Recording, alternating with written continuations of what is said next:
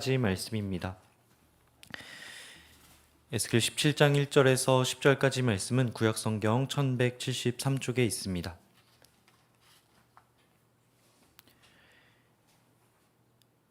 저희 이 말씀 한 절씩 돌아가면서 읽고 마지막 절 함께 읽도록 하겠습니다. 여호와의 말씀이 내게 임하여 이르시되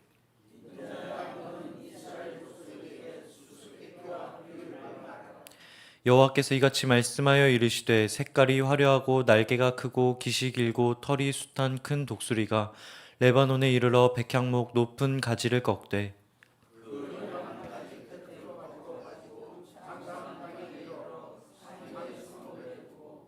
또 그 땅에 종자를 꺾어 옥토에 심되 수양버들 가지처럼 큰 물가에 심더니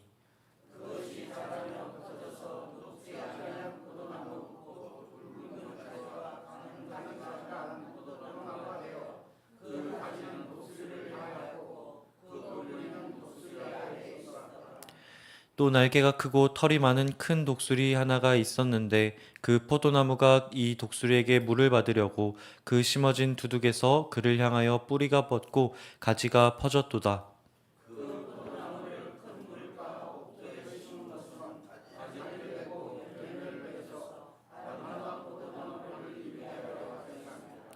너는 이르기를 주 여호와의 말씀에 그 나무가 능히 번성하겠느냐? 이 독수리가 어찌 그 뿌리를 빼고 열매를 따며 그 나무가 시들게 하지 아니하겠으며 그 연한 잎사귀가 마르게 하지 아니하겠느냐? 많은 백성이나 강한 팔이 아니라도 그 뿌리를 뽑으리라. 그것이 심어졌으나 번성하겠느냐? 동풍에 부딪힐 때에 아주 마르지 아니하겠느냐? 그 자라던 두둑에서 마르리라 하셨다 하라. 아멘. 17장은 주제가 비슷한 두 개의 예언으로 이루어져 있습니다. 먼저는 1절에서 21절까지의 비유이고 다음은 22절부터 24절까지의 비유입니다. 그중 첫 번째 비유는 주전 597년 유다가 망하기 전까지 예루살렘이 보여준 신이 없는 대외 정책을 배경으로 하고 있습니다. 그것은 바벨론의 속국으로 세워진 임금 시드기야가 바벨론의 느부갓네살과 맺은 충성 언약을 깨고 군사 원조를 받기 위해 이집트와 비밀리에 동맹을 맺어 바벨론의 반기를 들려고 한 외교 노선이었습니다. 이것은 하나님 앞에서 한 맹세를 저버린 배신이었다라고 성경은 이야기하고 있습니다. 그로 인해 여호와의 말씀이 임하기 시작합니다. 2절에 주님은 에스겔에게 이스라엘 족속에게 문제를 내고 비유를 말하게 하십니다. 3절에서 독수리와 백향목의 비유가 시작됩니다. 성경의 독수리는 사나운 침략과 공격의 상징으로 나타납니다. 화려한 독수리 한 마리가 레바논으로 와 백향목 꼭대기의 가장 높은 가지, 새로 돋은 가지 중 가장 높은 가지를 꺾어 상인들의 땅으로 가져갔다고 이야기합니다. 장사꾼의 성읍에 두었다고 4절이 이야기하고 있습니다. 여기서 독수리는 바벨론 왕을 가리킵니다. 화려한 색깔의 깃털은 왕의 화려한 의상을 나타냅니다. 레바논은 이스라엘을 가리키는 비유입니다. 솔로몬이 예루살렘 왕궁과 성전의 재료를 레바논에서 가장 좋은 백향목을 가져와 지었기 때문에 그렇습니다. 그렇다면 백향목 꼭대기의 가지는 무엇일까요? 다윗 왕조의 왕을 가리킵니다. 연한 가지 끝은 그 왕이 새로 왕위에 올랐음을 가리킵니다. 장사하는 땅은 바벨론을, 상인의 서금은 바벨론 도성을 가리킵니다. 바벨론 제국의 도성 바벨론은 당시 정치 종교의 중심지였기 때문에 그렇습니다. 제국의 부가 모인 곳이기에 여러 지역에서 온 상인들이 그곳에 북적거렸다라고 합니다.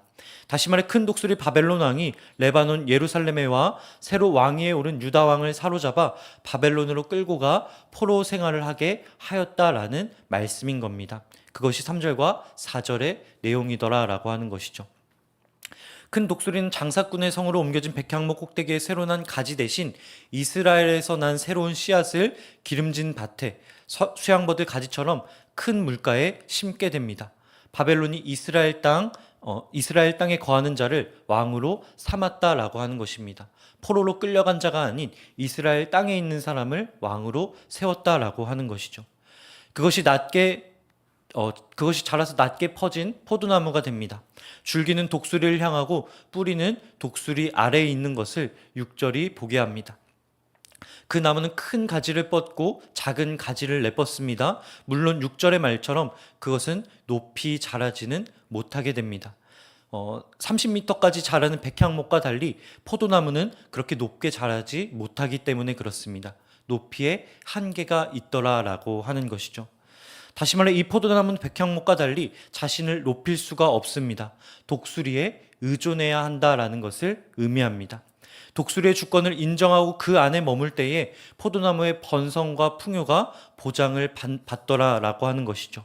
다시 말해 레바논 이스라엘이 자신을 공격한 독수리 바벨론의 주권을 인정하고 그들의 주권 아래에 있을 때 안정을 얻게 된다라고 하는 의미인 것입니다. 높이의 한계 외에는 이 독수리가 포도나무가 잘 자랄 수 있는 조건을 마련해 줍니다. 8절입니다. 그 포도나무를 큰 물가 옥토에 심은 것은 가지를 내고 열매를 맺어서 아름다운 포도나무를 이루게 하려 하였습니다. 라고 말하는 것을 볼 때 독수리는 포도나무가 잘 자랄 수 있는 환경을 마련해 주는 것으로 보입니다. 그런데 7절에 독수리 한 마리가 또 등장하게 됩니다. 이것은 첫 번째 독수리처럼 화려한 깃털을 갖고 있진 않습니다. 그러나 이건 역시 크고 털이 많은 독수리입니다. 그런데 이스라엘 포도나무가 어떻게 합니까? 원래의 독수리 바벨론을 버리고 두 번째 독수리 애굽에게서 물을 얻으려고 합니다. 첫 번째 독수리를 향하던 줄기를 두 번째 독수리 쪽으로 뻗고 첫 번째 독수리 아래에 있던 뿌리도 두 번째 독수리에게 돌렸다라고 7절 말씀이 이야기하는 것을 보게 됩니다. 가지를 내고 열매를 맺고 아름다운 포도나무가 되게 큰 물과 기름진 밭에 그를 심은 첫 번째 독수리의 배려를 배신으로 갚았다라고 하는 것이죠. 포도나무는 첫 번째 독수리를 의존하기만 해도 풍성한 열매를 맺고 아름다워질 수 있었다라고 이야기합니다. 그러나 포도나무로 상징된 이스라엘은 그 기회를 거절하고 열매를 맺기 전 다른 길을 선택합니다. 분명 더 좋은 길이라고 선택했을 거예요. 그렇게 하면 독수리를 의존하지 않아도 될 것이라고 생각했을 것입니다. 내가 백향나무 때와 같이 높게 자랄 수 있을 것이라고 생각을 했을 거예요. 그러나 9절은 그들의 배신의 대가를 이렇게 이야기합니다. 너는 이르기를 주 여호와의 말씀에 그 나무가 능히 번성하겠느냐. 이 독수리가 어찌 그 뿌리를 빼고 열매를 따며 그 나무가 시들게 하지 아니하겠으며 그 연한 잎사귀가 마르게 하지 아니하겠느냐. 많은 백성이나 강한 팔이 아니라도 그 뿌리를 뽑으리라. 포도나무는 먼저 배신당한 독수리에게 고난을 당하게 된다고 이야기합니다. 독수리가 포도나무의 뿌리를 뽑고 열매를 썩게 할 뿐 아니라 나무를 마르게 한다고 이야기합니다. 많은 백성이나 강한 팔이 아니어도 뽑힐 정도로 그 나무는 연약하다라고 이야기해요. 이어지는 10절 말씀입니다. 볼지어다 그것이 심어졌으나 번성하겠느냐. 동풍에 부딪힐 때에 아주 마르지 아니하겠느냐. 그 자라던 두둑에서 마르리라 하셨다. 이 말씀은 이것이 하나님의 심판임을 가리킵니다. 가나안 동편 광야에서 불어오는 뜨거운 모래바람은 그 지역에 자라는 모든 나무를 마르게 하였습니다. 물가와 옥토에 심겨진 나무라고 할지라도 그 뜨거운 동풍을 만나면 속수무책이었다라고 하는 것이죠. 큰 물가 옥토에 심겨 많은 열매를 맺을 수 있던 포도나무가 어리석은 선택으로 인해 그 자리에서 말라 죽게 되었다라고 하는 것입니다. 오늘 에스겔은 비유로 유다의 오판을 지적해요. 두 독수리 사이의 마음을 못 정하는 모습은 이스라엘의 최후의 모습을 보여줍니다. 그들은 자신의 안전이 하나님께 달려있다라고 하는 것을 끝까지 인정하지 않았어요. 자기들의 외교 정책이 자신을 구해줄 거라고 생각을 했습니다. 하나님의 심판을 받아들이는 것이 하나님의 구원을 누리는 길이라는 것도 받아들이지 않았습니다. 그로 인해 그들은 결국 망하게 됩니다. 여러분은 누구를 의지하고 계십니까? 하나님의 시간표를 따르고 계십니까? 선지자를 통해 바벨론에 항복하고 죄의 대가를 치르는 것이 살 길이라고 알려주셨음에도 불구하고 거기서 벗어나기 위해, 그 고통에서 벗어나기 위해 이들은 몸부림치는 것을 보게 됩니다. 주의 말씀보다 정세 판단을 우선시하는 것을 보게 됩니다. 성경은 우리의 안전이 환경이나 사람 힘에 있지 않다고 이야기합니다. 오직 우리 주 하나님께 있다라고 이야기합니다. 이것은 놀라운 사실입니다. 왜 그렇습니까? 하나님은 보이지 않는 분이기 때문에 그렇습니다. 환경과 사람은 눈에 보이지만 하나님은 안 보이시거든요. 느리시거든요. 잘 들리지 않고 명확하지 않으시거든요. 그러니 답답합니다. 믿기 어렵습니다. 그러나 보이지 않고 들리지 않는 것을 들으며 믿는 것이 안전이라고 성경은 이야기합니다. 요한복음 말씀입니다. 예수께서 이르시되 너는 나를 본고로 믿느냐? 보지 못하고 믿는 자들은 복되도다. 이어서 히브리서 말씀입니다. 믿음은 바라는 것들의 실상이요 보이지 않는 것들의 증거니. 보이지 않는 것을 볼 수 있는 것이 진정한 안전을 향한 길이라고 성경은 이야기합니다. 하나님이 우리를 사랑하신다라고 하는 그 사실은 변하지 않습니다. 우리를 책임지신다는 말씀은 보이지 않지만 영원한 진리의 말씀입니다. 이것은 보이는 세상의 것과 차원이 다른 복이라고 하는 것이죠. 이스라엘은 심판을 피하기 위해 몸부림치는 것을 보게 됩니다. 여러분, 그러나 다룸받지 않은 자는 다듬어질 수 없습니다. 더 깊은 복을 깨달을 수 없게 됩니다. 그 시간은 괴롭습니다. 그 시간을 버틴다라고 하는 것이 얼마나 힘든 일인지 모릅니다. 차라리 그 심판을 받지 않고 성장하지 않길 바랄 정도입니다. 그러나 우리는 알고 있습니다. 그 고난으로 인해 우리가 무엇을 얻게 되는지 말이죠. 로마서 말씀입니다. 생각건대 현재의 고난은 장차 우리에게 나타날 영광과 비교할 수 없도다. 베드로전서의 말씀입니다. 모든 은혜의 하나님 곧 그리스도 안에서 너희를 부르사 자기의 영원한 영광에 들어가게 하시니가 잠깐 고난을 당한 너희를 친히 온전하게 하시며 굳건하게 하시며 강하게 하시며 터를 견고하게 하시리라. 포도나무는 두 번째 독수리를 의지했다고 말씀드렸습니다. 첫 번째 독수리를 벗어나기 위해서 말이죠. 그러나 하나님이 징계로 지으신 것을 벗으려 다른 걸 찾는 태도는 해결이 되지 못한다는 것을 우리에게 보여줍니다. 매 순간 뜻을 따르며 사는 것이 참된 지혜인 것이죠. 여러분, 어려움을 만나게 되었을 때 무엇을 구하며 살고 계십니까? 징계를 거부하며 쉽고 편한 길을 찾고 있진 않습니까? 그러나 그 모든 것은 천국 백성을 만드는 하나님의 손길인 줄 믿습니다. 삶의 위기가 찾아올 때 우리는 전화번호부를 보게 됩니다. 나를 도울 힘 있는 자가 없는지 찾게 됩니다. 이것은 인간의 자연스러운 본능입니다. 이 모습 자체가 문제가 있는 것은 아닙니다. 문제는 무엇입니까?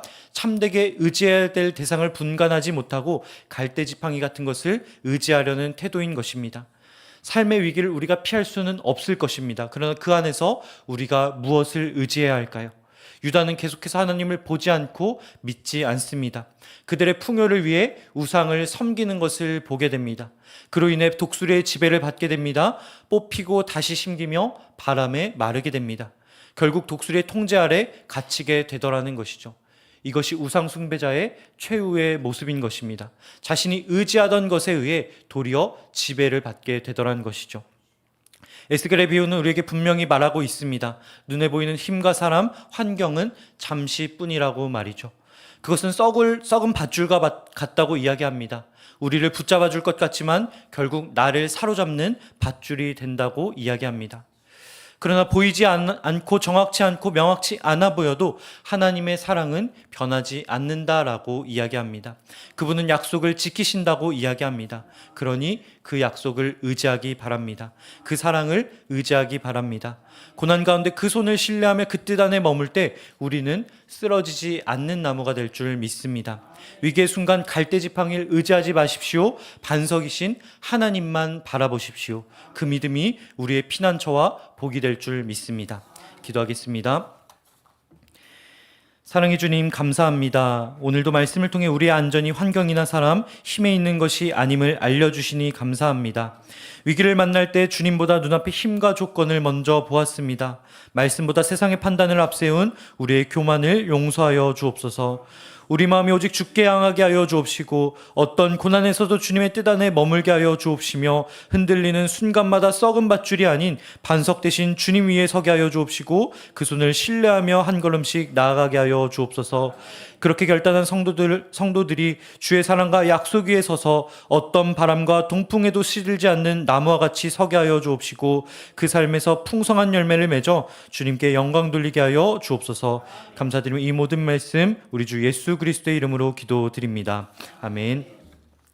하늘에 계신 우리 아버지의 이름을 거룩하게 하시며 아버지의 나라가 오게 하시며 아버지의 뜻이 하늘에서와 같이 땅에서도 이루어지게 하소서.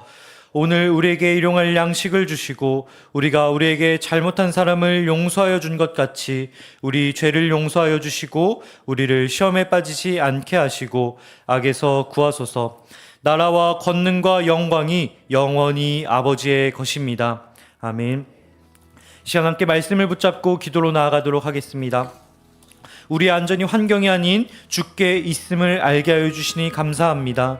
어떤 고난과 위기 속에서도 반석 되신 주님만 붙잡게 하여 주옵시고 그 뜻 안에 머물러 흔들리지 않게 하여 주옵소서. 우리 모두가 시들지 않는 나무로서 열매로 주님께 영광 돌릴 수 있게 하여 주옵소서. 이 시간 다 함께 주의 이름 부르며 기도의 자리로 나아가도록 하겠습니다. 주여